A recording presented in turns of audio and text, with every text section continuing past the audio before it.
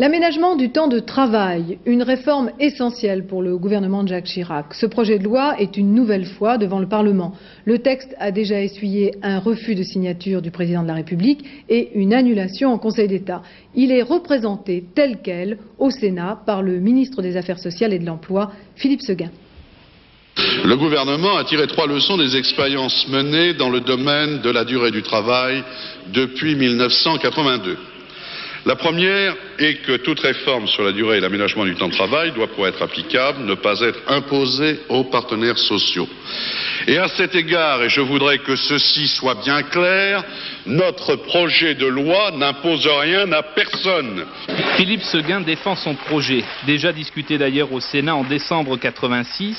C'est pourquoi la question préalable a permis aujourd'hui à la majorité de faire accélérer la procédure. Les communistes sont les seuls adversaires résolus de la flexibilité du travail. C'est pour cela qu'ils dénoncent ce fait comme un odieux détournement au profit du patronat.